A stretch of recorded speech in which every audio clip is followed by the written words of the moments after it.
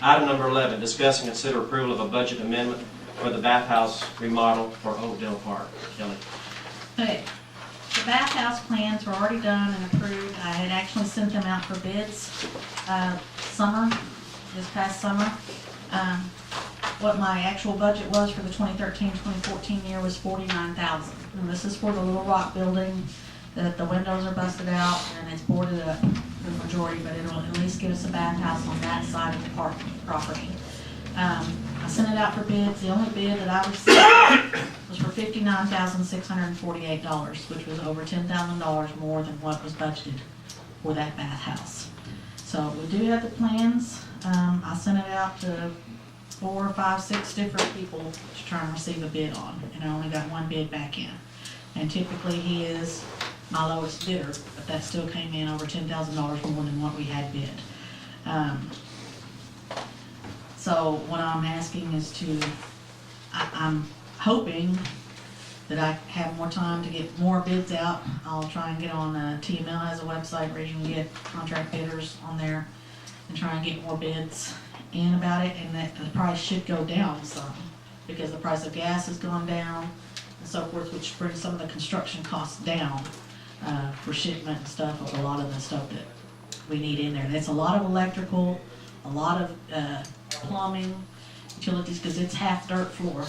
There's no utilities in it whatsoever. And we're basically building a building inside of a sacred building.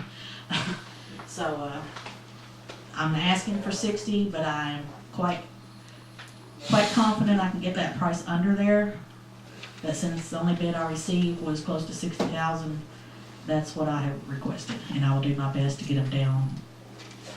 Kyle, had a comment? I had a conversation with Councilman Chris Bryant this afternoon, and his concern, and you've addressed it, but his concern, he wanted me to address the council with it, was that he had been approached by a couple of other contractors who did not put a bid in because they couldn't start before October and would like to put bids in. So if you're going to be going to bids, getting quotes, state law requires 3 quotes, anything over $25,000, and a formal bid process of anything over 50. So if we think we're going to be going under or over 50, we'll probably have to do a formal bid process anyway. Yes. Councilman White called me and gave the names of those 2, if you're interested. Yes. I can give them to you now or later. You can give them to me now. Douglas and Staples, both are they're locals and they're both interested in putting in a bid. I know the Staples, so I'll have to ask about Douglas, but yeah, my only problem is I can't send it out for bid unless I know I have the money to send it out for bids for. So, like I said, I already have the construction documents. It's just a matter of sending them out again to try and get people to bid on it. So the reason that you didn't do it in the 2013-2014 was because you only received 1 bid. Yes, Even though that was approved. during that time I had to there were no plans for it or anything, so I had to find an architect, get them to come look at it, draw up the plans, get some construction documents prepared to send out to contractors. I got that done finally and got that approved because that has to go through the approval process because it is on the, it's under the preservation board's reign. Got that approved. And then I had to send it out for bids. Well, and the bids take a while when you're trying to get plumbers out there and electricians out there and tile workers and all that kind of stuff to try and give their bids. And all I could get was one person's bid at that time.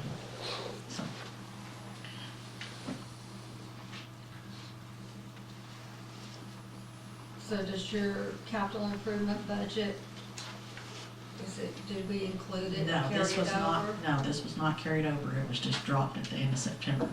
That's why I'm bringing these 2 projects back, because that money was not included in my capital improvements budget. It was money that was handed back over at the end of the fiscal year. So we're 10,000 short? Yes, sir. Do we have 50,000 in the capital improvements right now for that? Not in my approved budget, no. So we would have to add a $60,000 add Yes, to the sir. capital Yes. to let you go ahead and proceed with Yes. that to see if it'll work, and if the bids come in at 75, I'm then done. it Yeah. doesn't matter anyway. Exactly. Okay. Any other discussion from council? I'll go out to the audience at this time. Is there someone in the audience that'd like to discuss the budget amendment for the bathhouse remodel for Oakdale Park? Okay. Coming back to the council, is there a motion to be entertained on the approval of a budget amendment for the bathhouse remodel at Oakdale Park for the amount of $60,000? Is that correct, Kelly? Yes, or less. Or less? No, we'll just say $60,000. I'm just hoping it'll come in less. Pardon me? Oh, $60,000. Okay, when you have your glasses in your mouth, I'm having a hard time. I'm sorry. I would remind I love you. I would remind the councilman too, you need to go through the chair to speak Pardon me, I'm sorry. I apologize. for order, decorum. Thank you. I'm calling for a motion if there is one. Yes, sir. I got another Yeah, you got question, to, please. yes, sir. So let me make sure I understand it. We've already got 50,000 in the budget for this. No, not in this year's budget. It was not rebudgeted. That money dropped off at the end of this Okay. last fiscal year. Okay. So basically, it was turned back over. It was not put back in. Councilman Jones. I'll make a motion, we put $60,000 in capital improvement. budget. Can I have a motion from Councilman Jones to approve a budget amendment for the bathhouse remodel for Oakdale Park in the amount of $60,000? I second. I have a second from Councilman Ramsey. All those in favor? Let the record show that's 3-0, in approving a budget amendment for the bathhouse remodel for Oakdale Park in the amount of $60,000. Moving on to item number 12, discuss and consider approval of a budget amendment for the front entry for Oakdale Park. I'll defer to Kelly. Okay, this is my last speech. The front entryway has been in the process for apparently quite some time. As you all know, Oakdale's 90th birthday is May 1st of this year. There's been big debates on having it structurally engineered, must have that stamped. We've never gotten to a real point where there's actually been any construction documents to actually have it bid upon. Therefore, there are no actual proposals attached to this. Part of this process to finally get this done completely through the beginning all the way to the end, where we have construction documents that we can actually send out to contractors to put out for bid. I had some money in the budget last year, and I think it was like 39,000 is what we had in the budget last year. With the structural stamped engineer, we were told that would probably raise the price about $20,000. 25?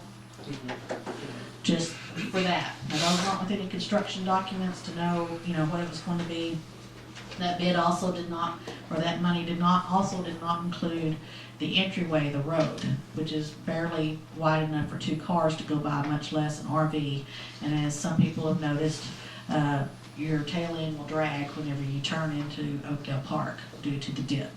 So what I've done here is, as I put in my preface there, Kyle has been talking to an architect firm that he's worked with in the past. I've been talking to one that built Crowley Recreation Center to actually get a full-blown process. The architectural drawings, the stamped engineered process, and construction drawings that once we get it done, we can just hand it out to contractors, get it bid, and get this done. There is a necessity for speed at this point. We are planning a huge celebration, not just for Oakdale Park and their 90th birthday, but for the fact that the downtown area has been put on the National Historic Registry. Oakdale Park's been on the National Historic Registry.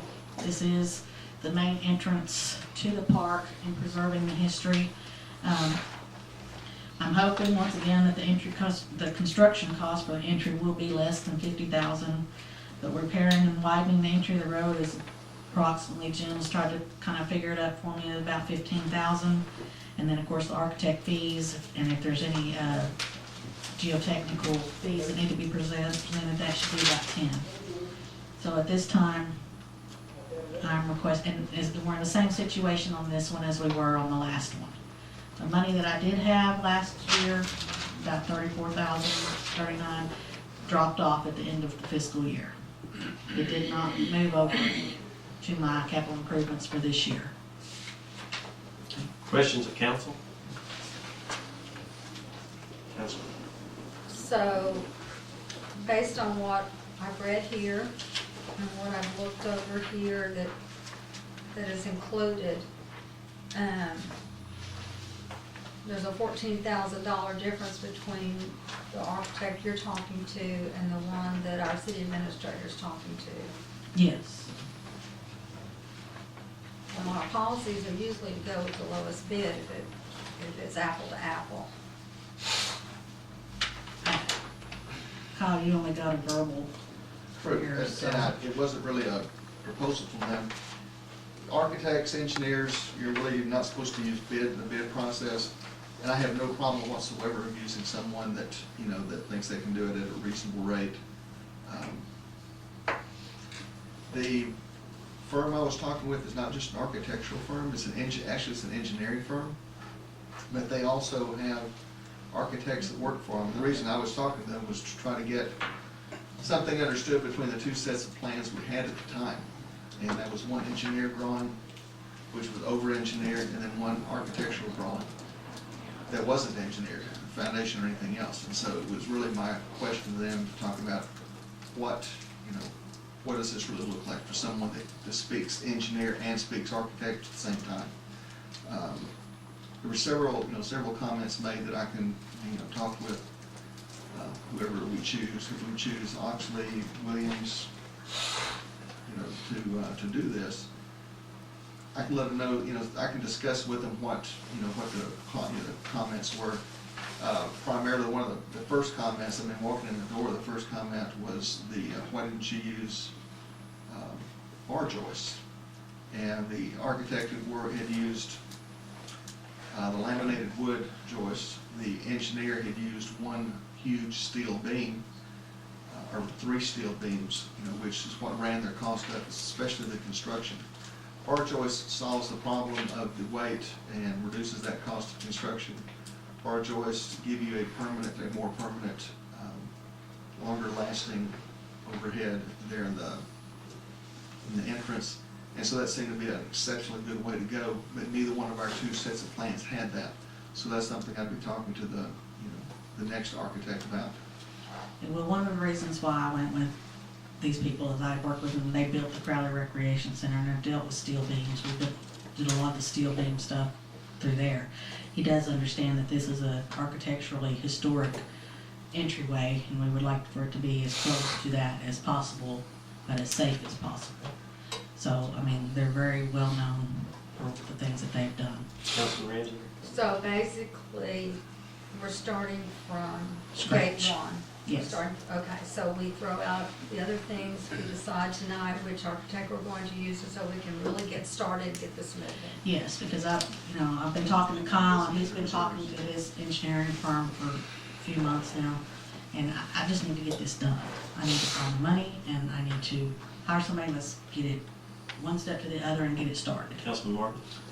Have you talked to your co-worker there today about redoing that entry in front? Yes, sir, paving and he's stuff? helped me with the paving, yeah, that's where I got the price from. I was hoping it'd be cheaper than that. Yeah, I know. Well, part of the problem is just with asphalt, as those RVs turn on that corner, it chips off the asphalt, so, our thoughts are if you're gonna do it, let's do it right the first time. So, one of the things, a concrete flat curb up against the asphalt so that if they kind of come off the road a little bit, they hit concrete, not just break off the asphalt at the sides. We're not running into that issue again. Councilman Jones, any comments? I'm good. Okay, going out to the. I have one more thing.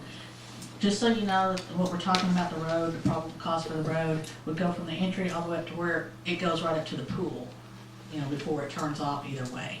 Because that whole area is gonna need to be widened in order to fit, because the actual archway will be wider than what was originally proposed as well. So that it can get the proper number of vehicles through. For those high dollar. And the taller ones, it'll be taller and wider. So. Jim's done. Go out to the audience this time. Anyone in the audience would like to comment on discussion approval of a budget amendment for the front entry for Oakdale Park? Anybody in the audience like to come comment? Okay, coming back to the council. I'd like to say that if you're ready for a motion, the fact that we've spent as much money as we already have on Oakdale Park, brought it to where it is at this point, And he brought up a good point, you get a lot of the clubs in there now that has a big motor home, and that is a tight squeeze through there. So if we're gonna, depending on what what we've already done, we're not complete till we fix the entryway. So I'll make a motion to approve this. Okay, I have a motion from Councilman Martin to approve the budget amendment for the front entry for Oakdale Park in the amount of $75,000. Yes, sir. A second. I have a second from Councilman Ramsey to approve a budget amendment for the front entry of Oakdale Park in the amount of $75,000. Yes, sir. The money to come from the undesignated reserves. Be coming from undesignated reserves. Okay. I have a motion, I have a second. All those in favor? Let the record show that's 3-0 in favor of approval of the budget amendment for the front entry for Oakdale Park in the amount of $75,000 from what did you say, Kyle? Undesignated. Undesignated reserves. Thank you very much.